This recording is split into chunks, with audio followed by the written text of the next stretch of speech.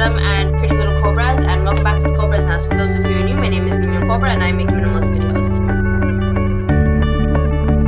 So today's video is going to be how I avoid crippling minimalism. So without further ado, let's get to the video. Let's get it, let's go! Woo. So I got this term, crippling minimalism, from David.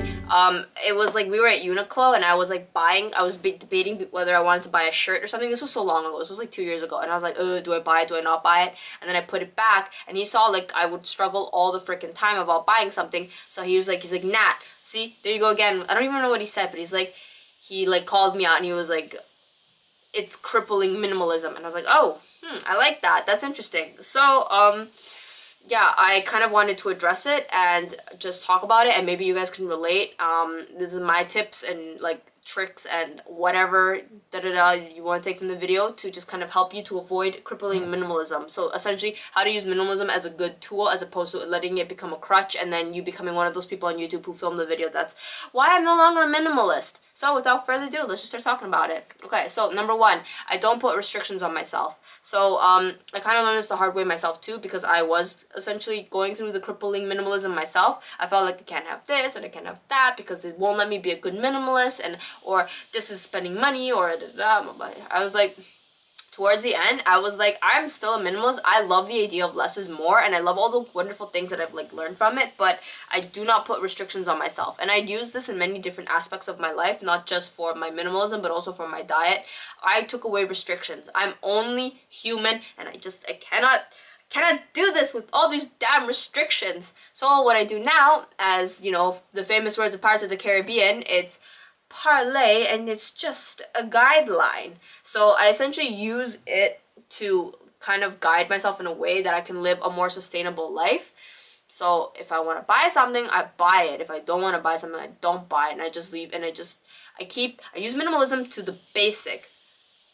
If I want to buy it, I'll buy it. If I don't, then I don't, and I don't care, and I don't need to justify it, and I don't stop with that, guys. If you want to buy something, just buy it. You know, like, I mean, don't be thinking like this and that, whatever.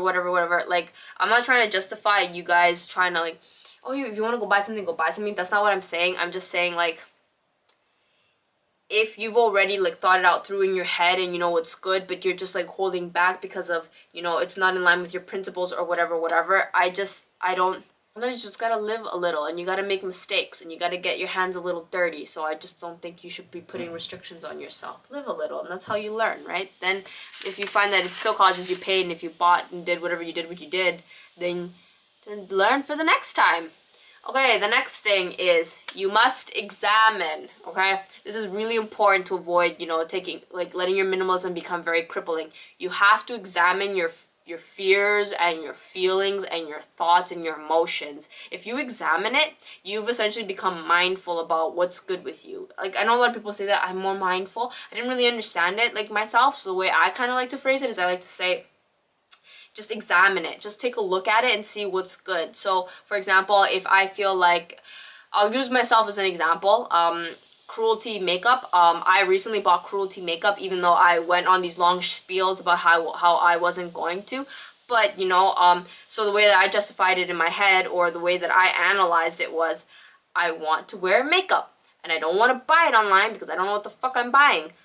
So I have to buy it in the store. And then normally I'd be like, but I can't buy it in the store because it's Cruelty makeup. So I examined it. I was like, which one is worth more to you? Putting money in the pockets of companies, or wearing makeup on your face? And I decided I want to put some makeup on my face. So I went with it. I was like, I'm not going to wait for another 4 months till I go back to Taiwan just so I can buy a certain type of makeup that's in line with my values. Sometimes I just, again, going back to point one, I don't want to restrict myself. Sometimes I think my morals and my values be damned. Yeah, maybe in another life I was a pirate or a murderer or something, but shit, sometimes I don't always listen to my values, and it's just the nature of it. But the reason that I'm okay with it was because, one, I examined how I felt about it, and I decided that it was more important to me to be able to buy a makeup in the store like a normal human decent being, even though it's the company's damn fault that they're practicing on animals. You know what? Like, what, I can't buy from the store now? Like, I'm getting all like ranty here, but anyway, the point that I'm trying to make is that you got to examine how you feel about things. If you can examine how you feel, you'll come to terms and you'll make peace with the decisions you make because you fully examined how you felt.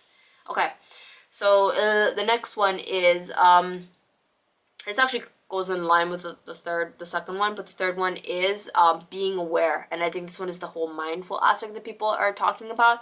Being aware means that if you know what you're doing and you're conscious and you know what you're doing, then I don't know, I don't think you get into the crippling minimalism. So for example, say when I was buying that shirt with David, or not buying it with David, but the time when I was with David, if I bought it and I was aware of what I was doing, if I was aware that buying this shirt maybe meant that I wasn't going to be as minimalistic as I wanted to be, then when I bought it, I would have a little more mental peace because I knew what I was doing. But as opposed to when I'm just mindlessly buying and I'm not really thinking or examining or being aware of what I'm doing, then that's when things get out of control. Like, takes a diet, for example. If I'm just constantly shoving stuff in my mouth and I don't even know what the hell I'm doing, then yeah, when I step on a scale a couple months later and I go, oh my god, how did I get this way? Well, it's because you weren't being aware. So it's the same thing with minimalism. If you're aware of what you're doing, then there's power in that. So if you want to use your minimalism like that, for example, see, everyone's minimalism is so different. So I'm really hard pressed to use minimalism as an example because I don't even know how people use their minimalism. Everybody uses it so differently. But like, say for example, like when I'm aware of, there's a period of time where I was like, makeup is not very minimalistic, so I can't wear makeup, or I thought I can't have nice things because that's not very minimalistic. But those things are not exclusive or mutual to one another. Like, you can have nice things and be a minimalist. You could also not have nice things and be a minimalist. Like, it doesn't really matter. Minimalism is just subtracting from your life what doesn't work and just implementing more of what does work. So if you're aware of what you're doing and you find that this is enriching your life, you're winning. You're using minimalism as it's intended to be used. That's it. That's all that it is. But when you start complicating your life and making your life more miserable and justifying it by saying you're being a good minimalist or you're using minimalism, you're not. Minimalism is to make your life better. Okay, so the next thing is desires. So yeah, minimalism, I don't know, I think like for me, how I avoided crippling minimalism is I listen to my desires and I always act on them. Weird, right? Because I've made a lot of videos about how I don't listen to my desire. But you know what? Desire, not desire, all of it be damned.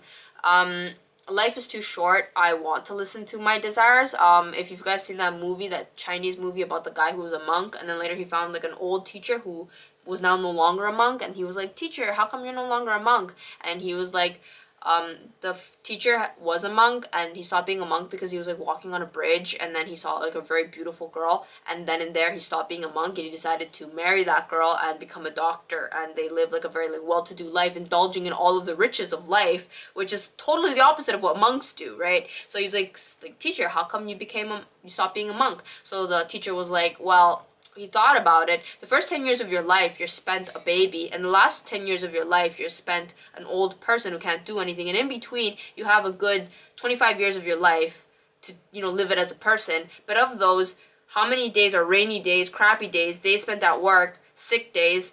You only are left with 10 good years. So he's like, if that's all that out of your life of 70, 80 years, he'll take desire. So what I'm trying to say with this is, I listen to my desires and I indulge in them. And I find that has definitely cured my crippling minimalism. When I wasn't letting myself, you know what's a good example of this is like, you know those all those really trendy minimalism videos that's like, I decluttered my fantasy self. That be fucked. You should be using minimalism to live your fantasy life. You should be striving to live your fantasy life. That's all that you should be spending your life doing. You should be living the dream. I don't care what anybody else says. I don't care what anybody says about practical, you know, practicality, all of that shit. That shit be damned. You should be living your life as you see fit. As somebody who suppressed herself for a really long time to now living my life how I wanted to, this side of the grass is much better. So I definitely think you should be living out your fantasy. Alright, so the next thing is, point number, whatever point we're at now, is indulging in yourself. Indulging in, indulge! Shit, man, indulge! I know that'll probably lead you some dark place, and I think that, like, You should definitely like learn and practice moderation and whatever. But I think with minimalism, when you practice minimalism and you know, kind of like the KonMari method, you just indulge in what has joy and what doesn't.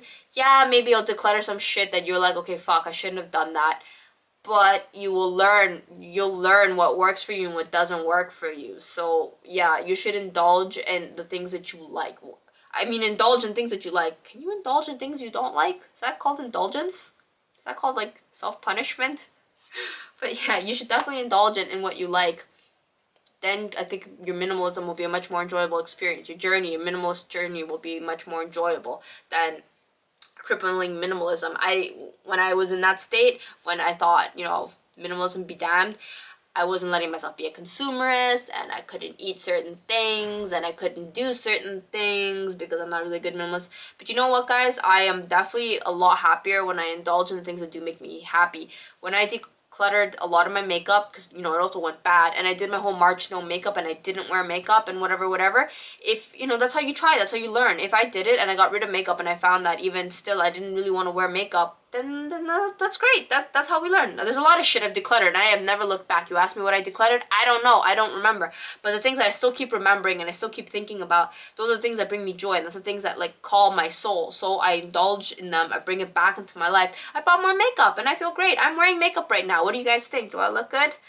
Indulge a little. Okay, the next point is, then I think this one is important. In terms of avoiding crippling minimalism, which for me is really important, and I think this might help you.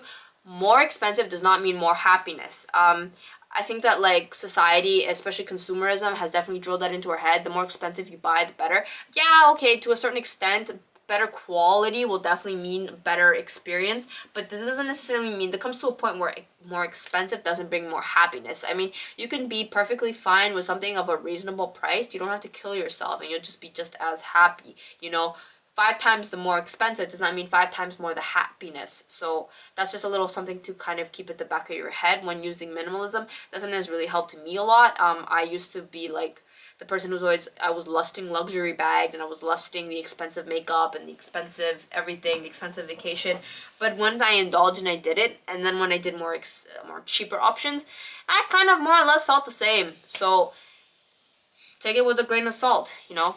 Okay, the next tip in terms of crippling minimalism is kind of understanding that material things are not going to bring you happiness. So you kind of have to, here is thing I talk, like, yeah, I talked about like fuck balance, but balance does help a little in this, in kind of understanding that material things are not going to really make you happy. You can use it as a tool to better your life and enjoy the experience, but accumulating material things or placing value on material things won't make you happy. You can be happy in the process. I think there's definitely joy to be derived from that, but the happiness will not directly come from the material things itself. So take that as you will. The next thing is don't get obsessed with less and less. I think this is like definitely a really important thing. When you like use minimalism, it's so caught up to get like addicted to the high of less and less, and you know what, like you gotta go that far. I went very monk-like when I did embrace my full minimalism. Oh, that reminds me, I gotta do my full minimalism versus practical minimalism video. Yeah, it's really easy to get high off of less and less. I mean, maybe that's why monks have so little. They're addicted to that shit. No, I'm kidding. Hey guys, my camera died, so I'll have to like plug it in and do this part of the video ghetto style. Anyway, so what I was talking about, yeah, not getting obsessed with less and less. Yeah, that's just not a way to live. But I actually, as somebody who embraced that and did fully go minimalistic, it is a way to live. You can live that way. You can live with extremely, like, those extreme minimalists. As somebody who went that way, it is really freeing, very open, very zen-like, and it's great, and I enjoyed it for a full 2 months. I just got bored. I don't know, maybe it's my personality. I got bored, and as somebody who doesn't restrict, I allowed myself to bring back into my life clutter stuff, but I allowed it bring back in a way that's more refined. Like now I'm a lot more aware and more like attuned to what I really do need and what does make me happy and what doesn't, and what actually really is just excess. So yeah, I think that, yeah, one, don't be obsessed with less and less, but 2, if you do want to, go for it. You're going to discover, as you strip away the layers, what really is important and what's not important. Sometimes we need to go that deep into the rabbit hole. I wrote this a long time ago, and I wrote don't be obsessed with less and less, but you know what? Indulge in it. Go ahead. Discover what's at the bottom of the barrel for you. Strip it all away and figure it out. Get obsessed with less and less. You'll discover ugly and raw truths of yourself that you wouldn't otherwise know because we're too busy putting band-aids over it. And once you've discovered it and you've been in that dark hole for long enough, and then there'll come a point where you're like, okay, I'm ready to come back to whatever it is. And then you start to indulge in things again, and it's almost like having cleaned your palette, and you can feel like, okay, for example, for me, I was like, I wore a blank face for a really long time, and then I was like, I want to add a little color, I want to have a little fun, I want to indulge in a little makeup. If it was that I didn't want to come back to makeup, I wouldn't have. And you know what? As I wear makeup, there probably might come a time where it clicks, and then I'm just like, you know what? Fuck makeup, I don't want to deal with it. And that's all that we do. Because, this brings me to my last point, I enjoy the process. Enjoy the process. That's all that it is. That's why I don't have restrictions in the first place, because I came to realize that none of it really matters. I know that's really scary and very like seize the day, but as somebody who experienced earthquakes and I realized how fragile life is, there's only one thing I can guarantee you in your life. You will die. That's just the truth of it. That's the saddest and most real truth that all of us will ever live, is that we won't always live. That we will all die. So once you realize that, then you realize that from when you started at point A, when you were born, to point B when you die, it's just you on a train, and you just, there are no brakes on this train, because you reach the destination, the final destination. So all that life is just a process.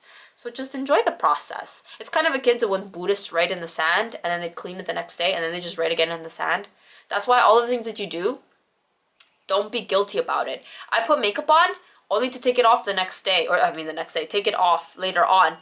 Yeah, because it's just a process. There's no end result. I could be doing something more productive, but I chose to put on makeup and take it off and put it on and take it off because it brings me joy. And now I respect that there's beauty and joy in the process. So if that can definitely help you with your crippling minimalism, if you're feeling guilty or whatever about some of the things that you do, if maybe you should be doing something more productive, then maybe. But just enjoy the process. That's all. That's really the most important thing. If you take nothing else from my video, enjoy the process. I think as Carmen Elaine once said, success is not the final destination. Success is the byproduct that we reap from what we actually do. So it's kind of like dieting. There's no final destination in being thin. All that it is you worked out, you ate well, you did this and you did that, and at the end you become skinny, you know? But you don't just stay skinny and then go back to eating crap. You need to constantly, it's just a constant, it's a constant being at it. Hence, you might as well just enjoy the process, because if you don't, you'll never get there. And when you do get there, you realize you only got there because you enjoyed the process. So anyway, if you enjoyed my video, give it a thumbs up. If you want to leave any comments down below. Have you ever experienced crippling minimalism? If you have, leave some comments down below. And thank you so much for having taken the time to see my video. And I will catch you guys, my little Cobras, in my next video. Thanks for watching. Bye!